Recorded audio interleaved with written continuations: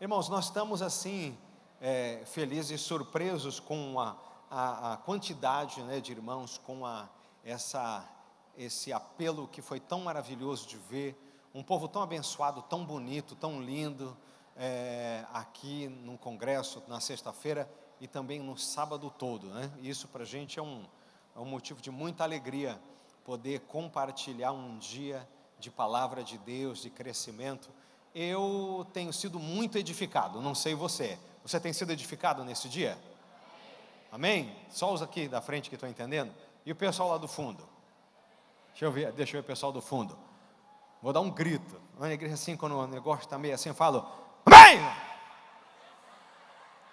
Aí o pessoal do fundo toma um susto daquele.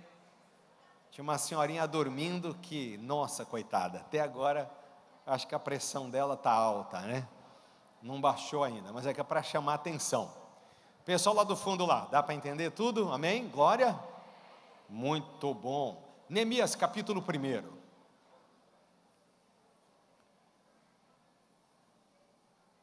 Amém? Muito obrigado, meus queridos. Pessoal de lá do fundo lá, lá do som, está ajudando a gente aqui. Eu quero ler para você somente os primeiros versículos de Neemias capítulo 1, onde nós temos o parâmetro daquilo que nós vamos ministrar na continuidade nessa tarde. As palavras de Neemias, filho de Acalias: sucedeu no mês de Quisleu, no ano 20º, estando eu em Suzã, a fortaleza, que veio Anani, um dos meus irmãos, ele e alguns de Judá, e perguntei-lhes pelos judeus que escaparam e que restaram do cativeiro e acerca de Jerusalém. E disseram-me: os restantes que não foram levados para o cativeiro lá na província estão em grande miséria e desprezo. O muro de Jerusalém fendido e as suas portas queimadas a fogo. Sucedeu que, ouvindo eu essas palavras, assentei-me e chorei, e lamentei por alguns dias, e estive jejuando e orando perante o Deus dos céus. E disse: Senhor Deus dos céus, Deus grande e terrível, que guardas o conserto e a benignidade para com aqueles que te amam e guardam os teus mandamentos. Estejam, pois, atentos os teus ouvidos e os teus olhos abertos para ouvires a oração do teu servo, que eu hoje faço perante ti, de dia e de noite, pelos filhos de Israel, teus servos. Faço confissão pelos pecados dos filhos de Israel, porque pecamos contra ti, também eu e a casa do meu pai pecamos. De todos nos corrompemos contra ti, e não guardamos os mandamentos, nem os estatutos, nem os juízos que ordenastes a Moisés o teu servo. Lembra-te, pois, da palavra que ordenastes a Moisés o teu servo, dizendo: vós transgredireis, e eu vos espalharei entre os povos, e vós vos convertereis a mim, e guardareis os meus mandamentos, e os fareis, e então, ainda que os vossos rejeitados estejam no cabo do céu, de lá os ajuntarei, e os trarei ao lugar que tenho escolhido, para lhe fazer habitar o meu nome. Amém, glória a Deus. Amados, o tema da ministração, essa que me foi dada, é o líder relevante para a sua geração. E aí então nós podemos refletir de tudo aquilo que nós já ouvimos aqui. Eu acho que já estava bom, já dava para ir embora abastecido. Estamos já praticamente já no sobejo, né? Naquilo que começamos a socar, a compactar tudo aquilo que nós recebemos. E para mim é uma honra, é um privilégio poder ministrar nessa tarde também para você. E eu tenho algumas reflexões que eu gostaria de compartilhar com você. Aquilo que for bom você pegue para você, aquilo que não for você descarta aí em lugar adequado. Bom, falar sobre o líder relevante, falar sobre um líder relevante para uma geração ou para gerações, é entender que nós estamos rompendo com o nosso tempo, com a nossa própria cronologia, com o nosso próprio momento. Quando nós conseguimos entender que nós estamos aqui por conta de mais do que a nossa própria vida, de mais do que a nossa história pessoal, nós então estamos entrando em um outro patamar. Vamos deixar um legado, vamos deixar algo para a próxima geração, muito mais do que simplesmente alguém dizer assim: no meu tempo as coisas não eram assim. é uma frase meio saudosista, né? É uma frase do tipo, o que acontecia não acontece mais, e eu acho que não vai acontecer na próxima geração. Graças a Deus que nós somos líderes, você é um líder que vai influenciar e vai deixar uma marca, um legado para a próxima geração. Não ouvi nada, amém ou não? Amém. Você vai pagar para a próxima geração. Falando em pagar, todo mundo já sai fora. Você vai pagar para a próxima geração. Vai bancar a próxima geração. Discipulado é bancar a próxima geração, não é? É bancar a próxima geração, é ensinar a próxima geração, é dar suporte para que a próxima geração possa alcançar o que você sempre desejou, mas não alcançou. Nós estamos hoje aqui porque alguém pagou o preço para que hoje você pudesse estar confortavelmente aqui. Você pode ter certeza absoluta disso. Teve alguém que roeu muito osso para você poder estar pegando um pouquinho de gordura que você acha que está pegando hoje. Você pode ter certeza disso. Alguém pagou de uma forma muito cara para que você tivesse os privilégios que você tem hoje aqui. Tenha certeza disso. O líder que é relevante para a sua geração. Eu quero começar passando um vídeo para você. Nós fizemos um vídeo. O líder relevante para a sua geração. Eu já vou falar essas características. Pedir para os meninos passarem lá. Algo que estava no meu coração e eu me expus, eu me decidi fazer um negócio diferente. Pode colocar para mim, queridos?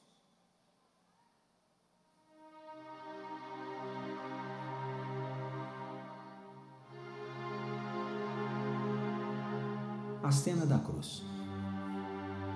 Quando imaginei esse vídeo, eu queria saber uma coisa. Qual o impacto que a cruz de Cristo causa nas pessoas hoje, quando inserida no ambiente do dia a dia, fora dos templos, dos lugares óbvios de fé e de devoção? Eu pergunto a você, há lugar para a cruz de Cristo no nosso cotidiano? Será que, ao ver Jesus carregando, arrastando a cruz, a sensação é de constrangimento, desconforto, irritação ou de surpresa? Na verdade, eu pensei até que alguém podia estar pagando a promessa de verdade e pessoas andando atrás dele. Eu não entendi, eu falei, poxa, será que é uma encenação? Aí meu colega falou, acho que é encenação, que tem uma igreja logo ali. Eu falei, ah, tá, entendi. Porque a princípio eu imaginei que pudesse realmente ser alguém pagando uma promessa, né? Esses dias passou na TV aí o pagador de promessa, eu falei, será que é alguma coisa parecida, que tinha gente atrás vendo, chegando de algum lugar, tirando foto, indo até o mar, não sei, mais ou menos isso. Fico pensando se a cena da cruz cabe no nosso dia a dia. Nós ficamos emocionados, né, quando nós chegamos que vimos, nossa, Jesus ali do nosso lado, tal, né, viemos no dia certo. Se ela ainda nos remete a uma profunda reflexão de que a cruz foi um ato de amor e de abnegação de Jesus e de Deus por nós pecadores. Ele acabou se sujeitando, né, a ser crucificado para salvar ao mundo, né? E aí eu pergunto, será que ainda olhamos para nós mesmos com a ideia de que somos pecadores? Então vai fazer o quê? Se tu chegar e colocar uma imagem dessa aqui na Praça Independência, todo mundo vai passar e vai olhar. Mas tem muita gente que vão criticar. Eu achei bonito. Eu achei lindo. Que perante Jesus é uma coisa maravilhosa pra gente, né? Pra todos nós, né? Se a gente está vivo, agradece a Jesus, a Deus, né? E tudo que eu tenho na minha vida, agradeço Ele. De que precisamos destes atos de sacrifício e de amor de Deus por nós todos os dias.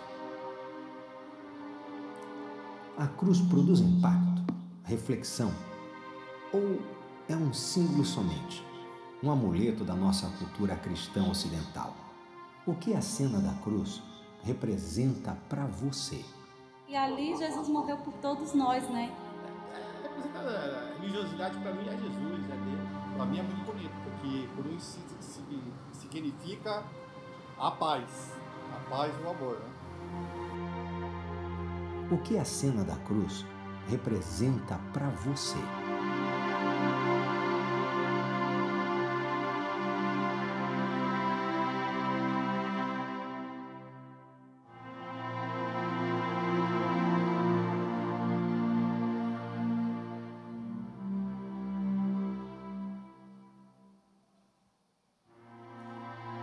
Muito bom.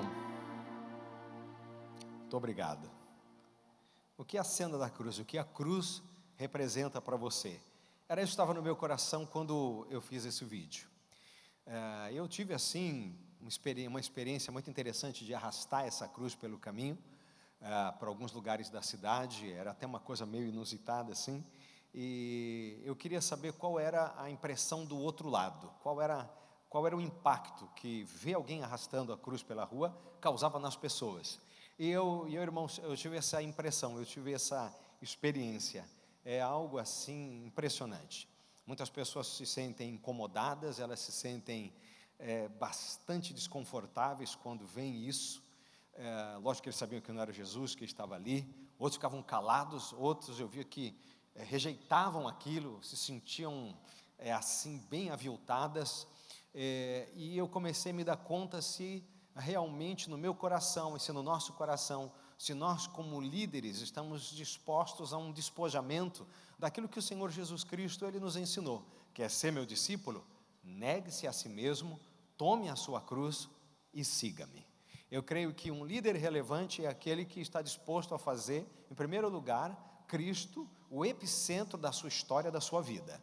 Tem que ser a pessoa de Jesus, tem que ser a mensagem central da vida de um líder. Amém? Foi baixinho amém, porque você também ficou impactado? Tomara que tenha sido.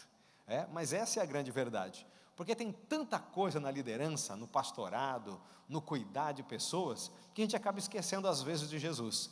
Como o pessoal falou mesmo, às vezes você escuta uma música de um louvor, teoricamente é um louvor de 40 minutos, e não escuta uma vez o nome de Jesus, né? Eu vou deixar horrorizado o pessoal, né? Você escuta uma ministração, escuta uma palavra, uma conversa, mas o nome de Jesus não é falado. Eu acho que nós precisamos falar mais de Jesus. Incrível, né? Parece incrível isso, falar dentro da igreja do Senhor Jesus, que tem que falar de Jesus. Assustador, assustador. Bom, porque eu li o livro de Neemias, pelo menos o primeiro capítulo, nós temos 4 tópicos, né? Pode passar o próximo. Isso, 4 passos que eu acredito que vão fazer de você uma pessoa relevante para a sua geração e para outras gerações. Prantear, orar, planejar e trabalhar. São 4 pontos. Depois isso tem no pendrive lá atrás do computador, você pode pegar, inclusive o vídeo, se você quer levar para você também, você pode levar, é gratuito, reproduz, manda para todo mundo que você conhece. 4 passos. Prantear. Prantear significa chorar de uma forma diferenciada, significa perceber que as coisas devem mudar. A oração na vida do líder. Nós dependemos de Deus e da sua ajuda para mudar as coisas, as situações e as pessoas. Esse é um outro ponto. O outro é pensar. Eu acho que pouquíssimas pessoas hoje pensam.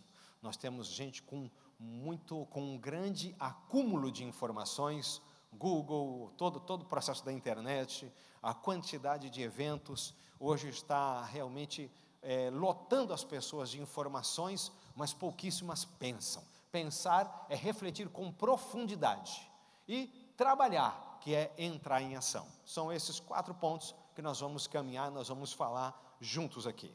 Você pode ver que a primeira coisa que acontece com Neemias, a partir do momento que ele recebe informações do estado do seu povo, do estado de Jerusalém, da situação, da circunstância que esse povo está vivendo, é um período do quê? É um período de oração. Ele vai orar, mas ele vai orar de uma forma diferenciada. Ele entra num processo de prantear, significa perceber que as coisas devem mudar. Jesus chorou, não chorou? Jesus chorou por Jerusalém, Jesus chorou pelo seu amigo Lázaro, ele viu uma situação e ele entendeu, compreendeu que aquela situação precisava mudar. Eu creio que um líder que é relevante é aquele que é capaz de identificar e discernir que uma situação precisa ser mudada, que aquilo precisa mudar e ele precisa tomar uma atitude, mas a atitude dele começa com um tempo profundo de oração, amém? Um tempo de oração que leva ele a uma reflexão, leva ele a algumas perguntas, que às vezes na pergunta dele ele já encontra a resposta. De vez em quando você faz uma pergunta para Deus que você já sabe a resposta, não é não? Já sabe a resposta. A pessoa vem me perguntar assim, eu vou namorar com uma pessoa que não é crente, o que o senhor acha, pastor?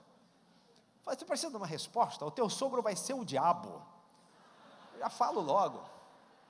Assim, você namora com um filho de Deus, uma filha de Deus, o sogro é Deus. Está namorando com quem não é filho de Deus, você já está se atracando com o cão já. Você já pode preparar para jejuar e gemer muito.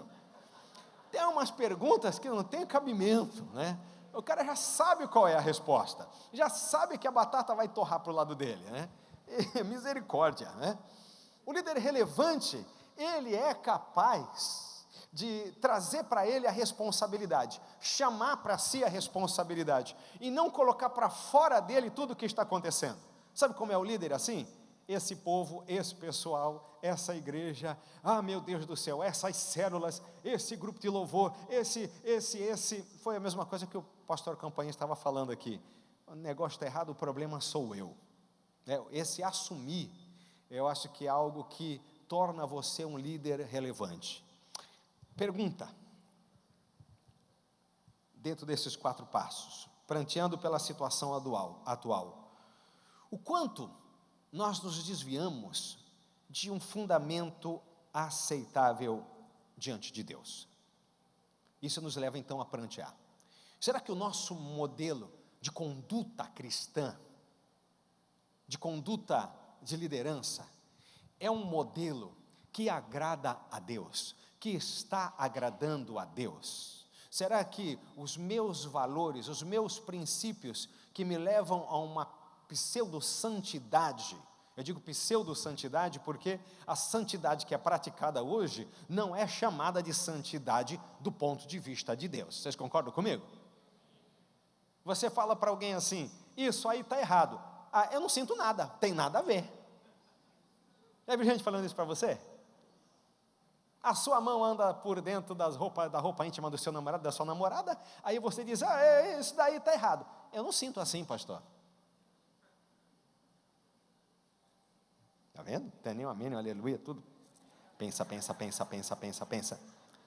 O quanto nos desviamos de um fundamento aceitável a Deus, para Deus, de Deus. Isso, a gente precisa prantear isso. A gente precisa chorar. A gente precisa rasgar as vestes diante de Deus. Isso é prantear. Deus, o que é que está acontecendo? Como é que a gente está praticando e vivendo? Será que o jeito que a gente joga a bola, né? Não vou tocar nessa parte, deixa para lá. Isso vai ser muito grave. Nem dá. Mas que tem irmão que na hora que está jogando bola sai o rabo e o chifre e sai, né? Falei, esse é um procedimento aceitável? Você tem que responder. Isso é só uma brincadeira, mas é sério, não é não? E aí vai, E aí vai uma série de coisas. Eu falei, quando apareceu aí, o nome de quem está com o carro estacionado no lugar que não pode, isso é um procedimento aceitável do ponto de vista de Deus? Misericórdia. Isso para falar de coisas simples. Um líder relevante é aquele que é capaz de enxergar isso e chamar para si a responsabilidade. Identificamos o nosso papel nesse mundo que está um caos. Conseguimos entender qual é o nosso papel no meio de tudo isso? O nosso papel é ser permissivo, o nosso papel é ser redundante, é concordar com esse processo, é deixar a coisa caminhar, é passar a mão na cabeça e dizer, é assim mesmo, é outra época, é outro tempo. Será que esse é o nosso papel? Ou será que nós temos que ser uma voz profética de denúncia contra o pecado? Qual é o nosso papel? Talvez o nosso papel vai nos tornar antipáticos a esse mundo. Mas o que a palavra de Deus diz, irmãos? Quem ama o mundo, o amor do Pai não está nele. Esse está ficando pesado, não é não?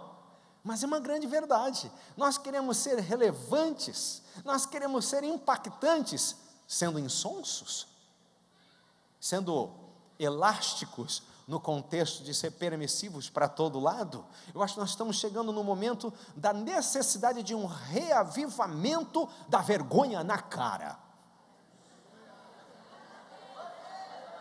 Porque línguas estranhas tem a monte, vigília tem a monte, verdade, vergonha na cara a gente está precisando, dentro da igreja, não é fora, a gente está precisando, glória a Deus. Identificamos o nosso papel nesse mundo de caos. Será que nós cuidamos dos que levam vidas vazias e inúteis? Isso é prantear. Significa perceber que as coisas devem mudar.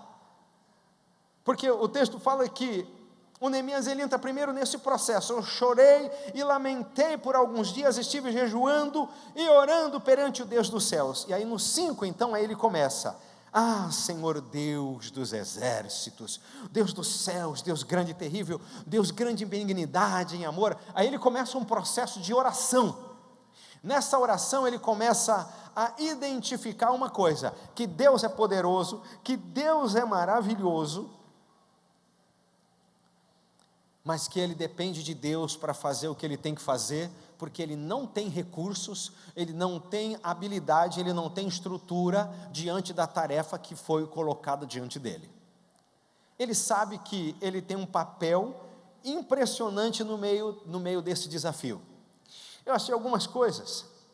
Irmãos, para realizar a nossa tarefa, na verdade, como líderes hoje, para ser relevantes nesse mundo, vai além das nossas forças.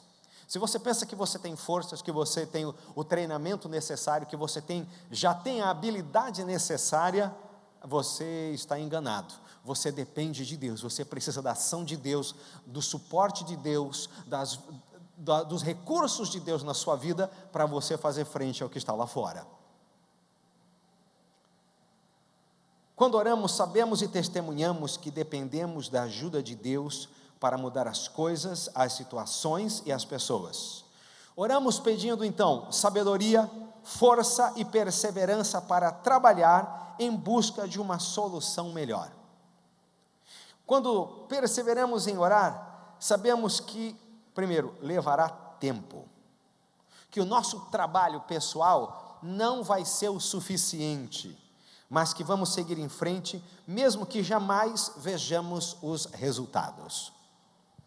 A definição que o pastor Josué colocou aqui: perseverar é aquele que continua, mesmo depois que todos os outros já caíram, mesmo depois que todos os outros já desistiram. Já passou pela sua mente que talvez o que Deus está fazendo na sua vida é colocar você diante de uma obra, de um desafio, que vai além da sua vida, que vai além do tempo, dos anos de vida que Deus colocou você aqui? Você já parou para prestar atenção nisso? Que talvez Deus levantou você para não ver o plano total dele? Isso é bíblico. Você tem o caso de José no Egito, que nos seus últimos minutos de vida, faz o pessoal prometer. Ele chama o pessoal e diz assim: vocês vão fazer uma promessa, Deus vai visitar esse povo aqui. Quando Deus visitar o povo aqui no Egito, vocês me levam do Egito. Eu vou estar provavelmente aí num sarcófago em algum lugar no Egito, embalsamado, feito uma múmia, mas vocês, quando saírem daqui, quando Deus mover, vocês me levam, porque nem morto eu fico no Egito. Não fico aqui. O cara pode ter crescido do ponto de vista ministerial e profissional de uma forma tremenda lá, mas ele não era do Egito, a cidade permanente dele não era o Egito, assim como esse mundo não tem que ser a sua parada definitiva, não é o seu ponto final, seu ponto final é na glória. Isso provoca um despojamento no seu coração maravilhoso, porque hoje as pessoas estão apavoradas com a insegurança. Irmãos, o apóstolo Paulo fala em perigos de espada, nas estradas sendo assaltado, gente tentando de todas as formas acabar com ele. Lê o Antigo Testamento todo, que você vai ver o quê? É insegurança. Contudo, ele não parou em todo o seu ministério de desenvolver a chamada de Deus para a sua vida. Tem gente que já não está mais nem saindo de casa. A gente faz culto de manhã, aí eu vou de manhã porque eu tenho medo de à noite de ser roubado à noite. Aí eu não vou de noite porque eu tenho medo do crepúsculo, eu tenho medo disso, de barata que sai à noite, sei lá. Tem que ter medidas de segurança. Mas eu vou dizer uma coisa para você: se você quiser segurança perfeita, pede para Deus te levar e pronto, nada mais. Na glória não há dor, não há sofrimento, não há mais nada que venha impedir. O pessoal está saindo do prumo, está saindo do trilho. Um líder relevante, eu vou dar um testemunho aqui de algo que está incomodando muito meu coração. Eu quero que você preste atenção e compreenda o que eu vou falar. Nós tínhamos marcado aqui um tempo, um período, agora íamos ter um Promifim no Peru. E por conta do aumento do valor do dólar, né? Então se fez uma alternativa de fazer um Promifim em um outro lugar, vai ser em Curitiba, agora me lembrei. E isso também em função de que não aconteceu uma adesão, um grupo de pessoas que estivessem dispostas a fazer essa obra ou se envolverem nesse trabalho, mesmo o custo do dólar estando XYZ. Eu posso entender o contexto financeiro, posso entender a cotação do dólar, eu posso entender a questão econômica. O que eu não posso entender, irmão, é a paralisia da fé das pessoas. O que eu não posso entender é que você olha para a questão econômica e financeira e diz, não dá para fazer a obra de Deus, é melhor eu esperar por um tempo melhor. Isso eu não posso aceitar. Isso você como líder não pode aceitar. Isso você como líder não pode aceitar. Isso você como líder não pode aceitar. Até você dizer amém, eu vou continuar falando isso. Porque a gente nunca fez a obra de Deus no tempo bom. A gente nunca fez a obra de Deus quando tinha tudo. A gente nunca fez a obra de Deus e mandou um missionário quando o dólar estava valendo 1 por 1. A gente nunca fez dessa forma. Misericórdia! Para um pouco para pensar. Nós vamos esperar o tempo ideal. Nós vamos esperar quando a economia estiver equilibrada. É isso que o diabo quer. Sabe o que o diabo quer? Encolher a igreja. Agora não é um bom momento. Quem disse? Quem foi que disse para você que agora não é um bom momento? Maior é aquele que está conosco do que aquele que está no mundo, irmãos. É uma crise, mas a crise não vai se instalar na igreja corpo de Cristo. E as pessoas não vão se converter agora. Agora o dinheiro vai cair. Agora os negócios, ninguém vai poder casar. Então é melhor se amontoar mesmo. Agora não vai poder isso. E começa e vai então corrompendo tudo aquilo que a palavra de Deus estabelece. Deus é que faz os milagres. Deus é que move. Deus é que move, irmãos. Louvado seja o nome do Senhor. Isso não é uma crítica negativa minha. Eu faço parte desse ministério. Mas como eu li para você o que eu anotei aqui, o quanto nos desviamos de um fundamento aceitável. Sabe qual é o fundamento aceitável? Nós vamos orar e Deus vai mandar os recursos. Se é da vontade de Deus, se é a obra de Deus. Não é a obra de Deus fazer missões, irmãos? É a obra de Deus fazer missões ou não? Deus está de acordo com isso ou não? Então precisa perguntar mais alguma coisa? Nós vamos orar, Deus vai mandar os recursos, Deus vai mandar o dinheiro, Deus vai abrir a porta, mas eu não vou aceitar que a gente não faz porque a hora não é boa. Os discípulos ouvem Jesus dizer, agora vamos atravessar, vamos para o outro lado. Aí vem a tempestade, alguém podia dizer, Jesus colocou os discípulos no barco na hora da tempestade, não podia olhar o boletim meteorológico que tinha um dia melhor. Ele é Deus, Ele manda o mar se acalmar, Ele manda a tempestade parar. Nós estamos nesse barco com Jesus, irmãos. É tempo de abrir mais células, é tempo de abrir mais igrejas, é tempo de ser mais líder. Louvado seja o nome do Senhor. O diabo quer que a gente se encolha, quer que a gente leia o jornal escutem todos os telejornais e a fé no nosso coração seja implodida, detonada, encolha, em nome de Jesus. Leia a palavra de Deus, se alimente da palavra de Deus, beba dessa água que vai saltar um rio de água viva, uma fonte em você. Aí nós vamos ser relevantes, são os líderes relevantes para essa geração. Eu vejo dessa maneira.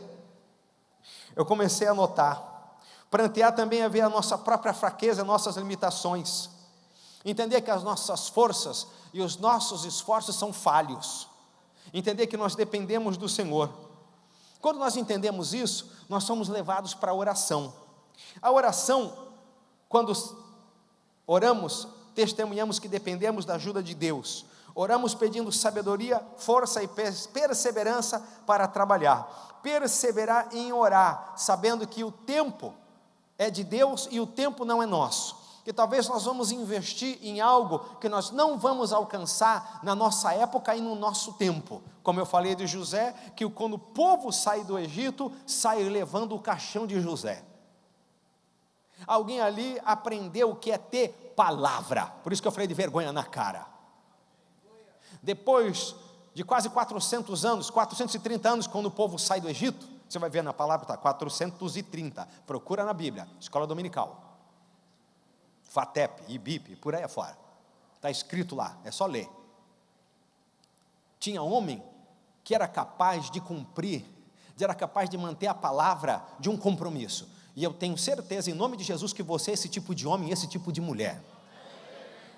Infelizmente a cultura brasileira é uma cultura que não mantém a integridade dos compromissos. Esses velhos aí do ministério fizeram um compromisso, eu não tenho nada a ver com isso, é problema deles, foram eles que inventaram essa história das 3 salsichas lá do pastor Newton lá, do negócio lá, tenho nada a ver com isso. Tem a ver sim, porque você está aqui, alguém carregou você nas costas até aqui, você tem a ver sim, é a grande verdade. E talvez na hora que o povo saiu, vamos todo mundo à noite. Interessante que quando o povo de Deus sai à noite do Egito em direção à terra prometida, tinha gente que ainda lembrava dos compromissos. Não foi um salve-se quem puder, ratos e covardes primeiro, mulheres e crianças depois. Tinha gente que lembrava dos seus compromissos. O corpo de José está lá naquele esquife, está lá naquele sarcófago lá. Vocês 4 aí, carrega nas costas. Talvez alguém, por quê? Porque nós fizemos uma promessa, que no dia que Deus nos visitasse, Ele ia junto, e mesmo depois de morto, o cara foi levado junto, e alguém carregou aquele cara por 40 anos no deserto. Você faz ideia? Faz ideia do que é carregar um cara 40 anos no deserto? No esquife? Aí, mas por que carrega isso daí? Larga aí, qualquer canto essa peste aí, pô. Larga aí. Larga aí. Hoje nós largamos para trás com uma facilidade muito grande. Hoje nós abandonamos os valores, abandonamos os princípios assim, me pesou, tchau. Nós começamos a construir lá, você vê os irmãos como trabalharam, como ajudaram. Teve cara que só de chegar no primeiro dia, olhar, se mandou, nunca mais apareceu, até mudou de igreja. Falei, tá louco, não fico aqui não, esses caras são loucos demais. Carrega com a gente. Carrega com o seu líder a célula junto. Só tem eu e ele. Carrega, continua carregando nas costas. Isso daí tem uma promessa de Deus aí. Isso não é qualquer coisa não. Isso não é de qualquer jeito. Mete o peito, põe nas costas. Vai, irmão. Eu imagino quanta gente revezou. Por que eu tenho que levar José? Por que eu tenho que levar esse esquife? Por que eu tenho que levar esse sarcófago? Porque aí dentro tem um homem que pagou a sua vida inteira para que você pudesse estar aqui. Viu, moleque? Cala a boca e carrega. Aí vai indo, porque sempre tem um aqui que quer que explique tudo. Tem um cara aí que morto, ele é mais homem, mais de Deus que você vivo. Vai carregando, vai levando. Os ossos dele tem mais unção que nem o de Eliseu, do que você, com essa banha toda de pizza aí, vai, pode ir, vai carregando, cara. É um testemunho, é um monumento, para a gente lembrar que vale a pena andar com Deus. E só quando eles entram na terra prometida, que eles colocam e sepultam um homem lá em terra, e agora cumprimos com a nossa promessa. Cumpra com a sua palavra, irmão. Mantenha a sua integridade. Isso vai fazer de você um líder relevante, zeloso. Oração. Perseveramos em oração sabendo que levará tempo. E talvez que o negócio vai além da nossa era, da nossa época. Outro ponto que um líder relevante tem que ser, ele pensa. Pensar é diferente de acumular informações. Tem gente que cita versículos da Bíblia de cima para baixo, de braço para frente, daqui para lá, para lá, mas não custa nada ele meter a mão na mulher quando chega em casa. Não custa nada ele chamar o filho de desgraçado, de maldito e infeliz quando ele chega em casa. Não é não? Sabe de tudo, queima, torra, por dentro e por fora. Por dentro e por fora. Só acumular informações bíblicas e teológicas, inclusive, não significa nada. É impressionante. Pensar é diferente de acumular informações. Você precisa pensar e entender que leva tempo para mudar. Leva tempo para reorganizar as formas de pensamento.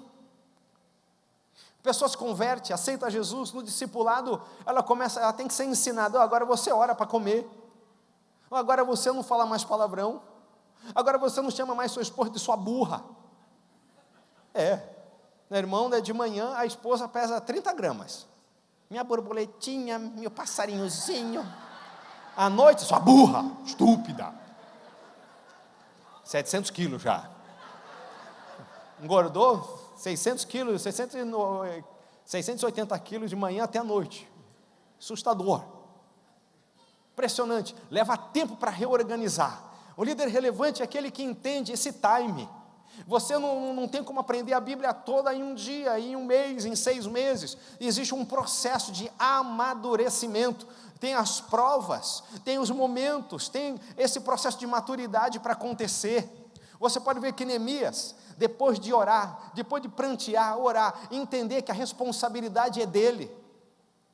Ele vai até o rei. Ou melhor, o rei identifica que o semblante dele mudou, que ele se entristeceu, irmãos, e o semblante dele mudou por algo sério. Ele diz: a cidade dos meus pais está numa situação lamentável, o meu povo está numa situação lamentável, o que eu posso fazer?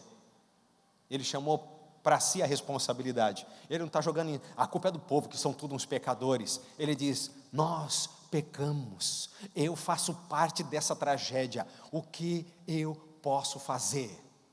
E aí então, a porta que se abre, a oportunidade que vem é do rei. O rei olha para ele e diz: nunca vi você com essa cara.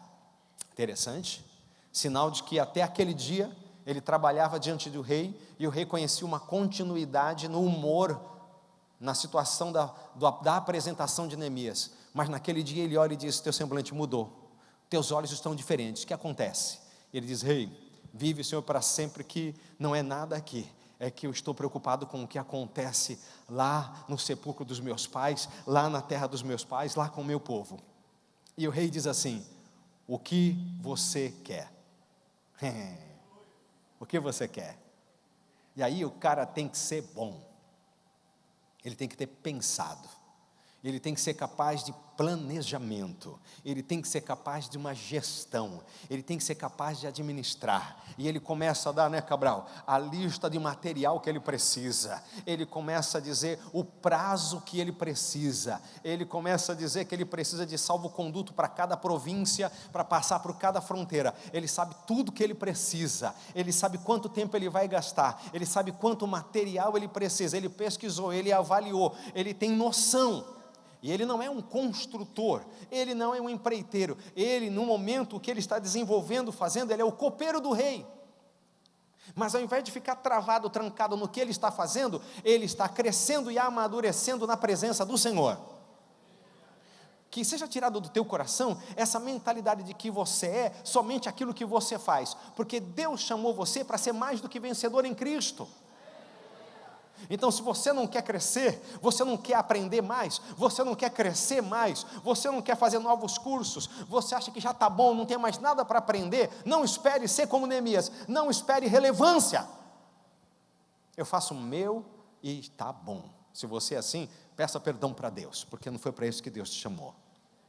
Eu venho, faço o meu e saio fora. Eu venho no outro dia, faço o meu e me mando. Quer ver? pega uma cadeira, põe no meio da sua igreja, põe no meio do corredor. Você vai ver quanta gente vai passar por cima da cadeira. Eu faço essas coisas, Marcelo, põe lá e deixo lá. Passa um, passa outro, até que chega um e se incomoda com aquilo e tira. Eu falei, glória a Deus. Papelzinho jogado no meio do corredor, uma sacolinha do supermercado em cima do púlpito. Eu olho aquilo e falo, mas que peste maldita é essa, que coisa horrorosa. Você não percebeu? Não. Vai ser relevante como assim? Meu problema está resolvido, eu cuido do que é meu. 10 horas da noite, acabando o culto, pastor, acabou o papel higiênico na igreja. Por causa de azar seu. Está de brincadeira? Como é que nós vamos resolver essa situação? Só que nós vamos assim, como você vai resolver essa situação? Mas você não pensa.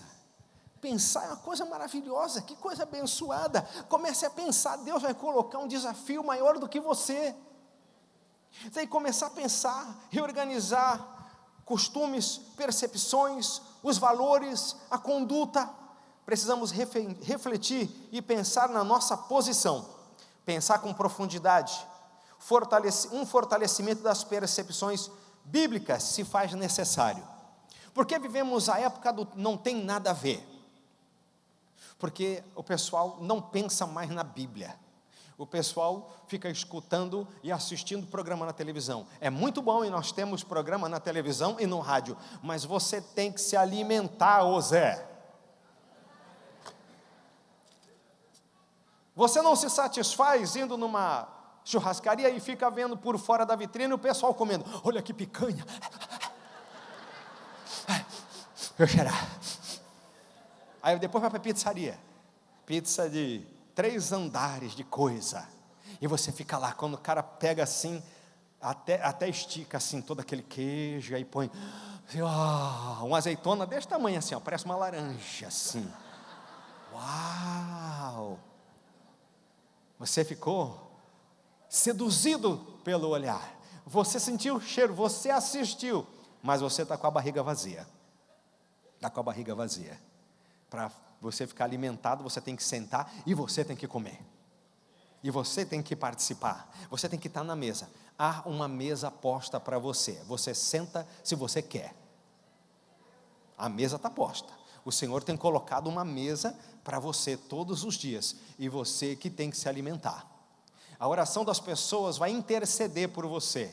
Mas você só cresce quando você ora por você mesmo. Vocês oram por mim, viu, irmão? Vocês oram por mim. Como fala o crente 6 horas, né? E os irmãos intercedem. Talvez você só está aqui porque tem muita gente intercedendo por você. Misericórdia. A única razão para você ainda estar, porque tem gente intercedendo.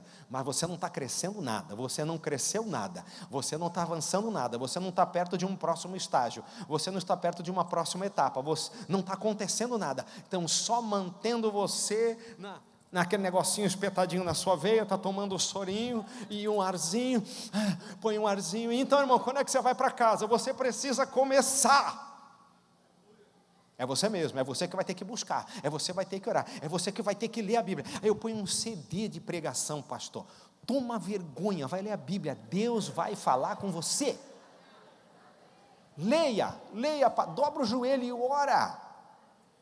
Ora 1 hora, olha, orar 1 hora é igual dizer ora 10 anos hoje. Igual, dobra os joelhos aí e ora 1 hora. Fica 1 hora ajoelhado orando. Nossa, dá surto. Não é verdade? Meu Deus, comece a pensar como mudar esta situação. Comece realmente a pensar profundamente. Neemias foi capaz de planejar, fazer a gestão da obra, construir uma cidade, de dormir com as armas no corpo, de aguentar a pressão. Neemias foi pressionado por todos os lados, mas ele continuava pensando, vamos continuar construindo? Olha só como é interessante, Neemias é um homem que tinha que avaliar e planejar, e poder fazer uma liderança, uma gestão de tudo que acontecia.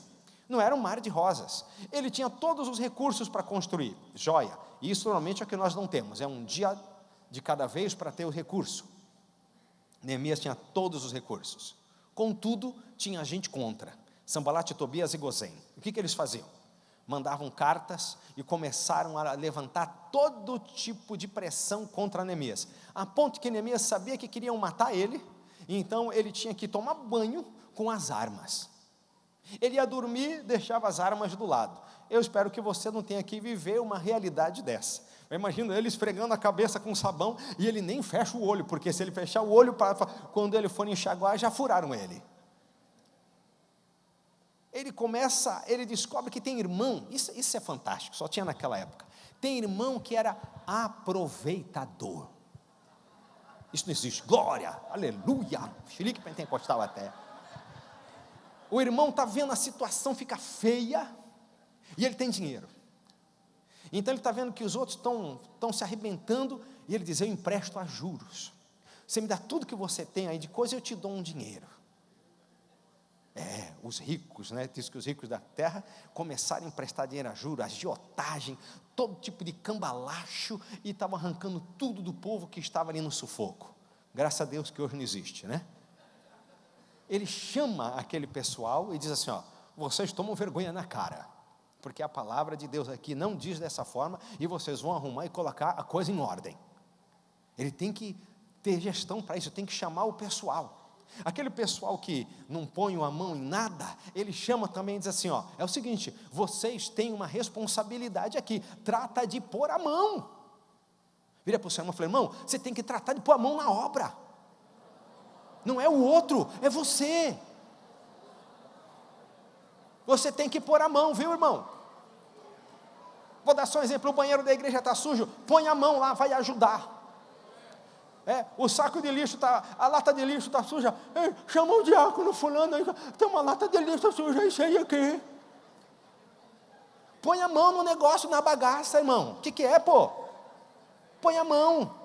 Está carregando o caminhão para o retiro, você fica na bênção, conversando com o irmão. Que bênção, estou conversando com o irmão aqui. O outro com a caixa aqui, dá licença, irmão. Pai, passa. Já viu esse? É que eu não percebi. O irmão está com uma caixa de som 4 vezes maior que essa, e o outro no meio. Eu não vim aqui para essas coisas. Eu estou tentando saber para qual coisa que o cara veio ainda. Não consegui. 30 anos de pastorado, ainda estou tentando achar para que veio. Põe a mão. Sabe qual é essa palavra? Sabe qual que é o princípio bíblico disso? Nós somos todos iguais. Nós somos todos iguais. Não tem o maior e não tem o menor, nós somos todos iguais. Sabe o que Jesus disse? Aquele que não tiver pecado, que atire a primeira pedra, e ninguém aqui dentro pode jogar pedra, é todo mundo igual, aleluia, hein? Louvado seja o nome do Senhor. E se quiser ser o maior, tem que ser menor ainda. Sabe o que tem que fazer? Lavar os pés dos outros, aleluia. Isso é impactante, isso é para esfolar a gente mesmo, Mas isso é a relevância do ponto de vista de Deus. O último que todo mundo apavora é trabalhar. Trabalhar? Cadê o trabalhar? Tem outra aí, põe para mim aí. Trabalhar, tem mais um. Isso. Legal. Trabalhar, por quê? Trabalhar é entrar em ação. É fazer algo com perseverança. Quando foi a última vez que você entrou em ação? Quando foi a última vez que você saiu de casa pronto para tudo? Eu estou indo lá, eu estou pronto para fazer, para realizar a obra, para o que der e vier, o que acontecer, ou sempre tem um dia que isso ainda vai chegar, ainda há de chegar o dia que eu vou ter disposição e disponibilidade. Um líder relevante para a sua geração é um líder com disposição e disponibilidade. A disposição é aquilo que é físico, seu. Agora a disponibilidade está difícil. Está difícil. Conversa com então, irmão, quando é que você vem? Não, isso acontece, eu vou casar. 4 meses antes eu já peço dispensa de tudo da igreja, que é para poder correr por conta do casamento. Aí você vai me criticar, como eu falei, o que você achar que presta, você pega. Se a carapuça servir, já veste, já sai rebocando mesmo. 4 meses antes do casamento, eu vou sair do louvor, vou sair das células, vou sair de tudo, que eu preciso me preparar para casar. Vai ser então o quê? Numa academia 24 horas por dia? O que você está fazendo? Porque tem culto domingo à noite, domingo de manhã, quinta. Você parou de trabalhar, são 4 meses vivendo em função de casar? Eu não consigo entender. Eu casei também. O outro pessoal casou. Não dá para pegar e tirar 4 meses de férias do trabalho, uma licença-prêmio de 4 meses, para ficar por conta de fazer lembrancinha, para visitar todo mundo, entregar convite de casamento e escolher a cor do armário. O que vocês estão pensando? Estão doidos? Ah, pastor, você não faz ideia que hoje, na sua época, não era uma coisa. Eu sei uma coisa, eu sei que na época de Jesus, ele diz assim, buscar e colocar em primeiro lugar o reino de Deus e a sua justiça, e as demais coisas vos serão acrescentadas. É isso que eu acredito. Eu falei de casamento, amém. Eu falei de casamento, mas eu vou falar também de filho. Meu filho é pequeno, eu não posso. Sabe, vou falar uma coisa, você não vai poder nunca. Os filhos dos pastores, pelo menos daqueles com quem eu acompanhei, a gente cresceu junto nesse ministério, quase 30 anos aqui, a gente fazia vigília, eles dormiam no monte, dormiam na praia, dormiam dentro do porta-mala do carro que a gente deixava aberto e colocavam eles lá. O Esdras, filho do pastor Tony, muitas vezes dormiu na calçada esperando o ônibus chegar do Maitá para cá e daqui para lá. Filhos nunca foram barreira, nem problema, nem impedimento para a gente trabalhar, e eu falo isso com mais de 25 anos de autoridade. Aí você vai esperar teus filhos nascerem, depois vai esperar crescer, depois vai ir para a faculdade, depois vai esperar de aposentarem. Você não vai fazer nada. Não tem disponibilidade nenhuma. Se fosse para viver nessa pegada, eu não sei onde que a igreja estaria hoje. Sabe por quê? Porque vocês, muitos aqui, são a próxima geração. E se você for para 6 meses antes de casar, vai sair fora de tudo. Se você vai esperar os filhos atingir 15 anos de desmamar para poder voltar para a obra, não sei onde vai parar a bagaça. Não sei. Não sei. Não se trabalha, não se evangeliza, não se faz discipulado, não se faz batismo, não se faz nada. Porque sempre tem um negócio que vai atrapalhar. Tem sempre um negócio que é desculpa. É desculpa. Se a sua agenda, o Senhor... Porque o Senhor, vou dizer uma coisa para você, não é opção para o cristão, e nem para o líder, principalmente, colocar Jesus em primeiro lugar, colocar o reino de Deus em primeiro lugar. É mandamento. É mandamento. Quando eu me sentir melhor, quando meu braço não doer, quando minha perna não doer, quando o meu óculos melhorar, quando isso... Não tem essa, irmão. Primeiro o reino de Deus e a sua justiça. Isso que é a nossa relevância. Nós chegamos até aqui, sabe como foi? Com suor e lágrimas. O reino de Deus é ganho à força. Tem um tempinho? Tenho. Acabou. Não tem mais tempinho nenhum. Jesus. Entrar em ação, fazer algo com perseverança, trabalhar arduamente, dar o tom, ser líder na área e trabalhar, irmãos, para a glória de Deus. Eu cheguei nesse ministério em agosto de 1989. Vou dizer uma coisa para você: nunca, em todos esses anos, eu trabalhei um dia para esse ministério. Nunca. Eu sempre trabalhei para a glória de Deus. Posso falar isso daqui? Nunca trabalhei um dia entendendo que eu era empregado desse ministério. Todos os dias eu trabalhei com alegria nesse ministério, servindo ao Senhor. Venho para cá com alegria, eu sirvo ao Senhor todos os dias da minha vida. Eu espero todo domingo para poder pregar 2, 3 cultos, porque eu tenho no meu coração uma paixão por servir ao Senhor. Se algum dia eu não puder servir ao Senhor, eu sou o primeiro a ir embora. Eu sirvo ao Senhor, eu trabalho para a glória de Deus. É assim que eu quero viver, é assim que eu quero morrer, até o último dia da minha vida. Como cristãos, encerrando, o espírito que atua hoje na sociedade, o que existe hoje não é um espírito acristão, ou seja, indiferença aos valores cristãos. Não é isso que existe hoje. Mas sim, o que existe hoje é um espírito de anticristo. Essa é a verdade da sociedade que a igreja do Senhor Jesus está inserida para ser sal da terra e luz do mundo. Que tem como alvo, esse espírito anticristo, tem como alvo destruir, demolir, arrasar a igreja e os valores cristãos. Essa é uma ação diletante e intencional de destruir o culto a Deus e levar as vidas à adoração delas mesmas. Esse hedonismo, negando a santidade, o temor a Deus e a adoração genuína a Deus e a Jesus Cristo. Essa é a sociedade que vivemos, uma sociedade anticristo. Uma sociedade que quer levar a igreja a ser como um mundo, e o mundo como a igreja. E nós temos que estar contra essa realidade, com uma conduta, com valores, aonde nós vivemos para a santidade, para a adoração e a glorificação do nosso Senhor Jesus Cristo. Amém? Levante sua mão comigo. Meu Deus, meu Pai, eu quero abençoar a tua igreja, Pai, o teu povo. Senhor, aquilo que nós falamos, nos perdoa naquilo que extrapolamos e causamos algum tipo de mágoa, de ressentimento no coração de alguém. Mas o nosso propósito é de trazer uma palavra de impacto aos corações e mentes e não aos ouvidos.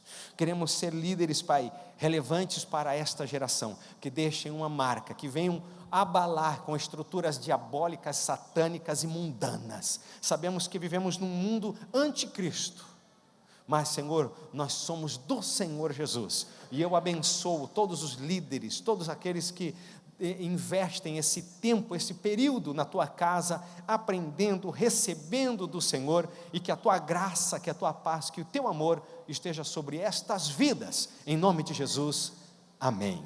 Amém. Deus abençoe, amados, que Deus abençoe sua vida.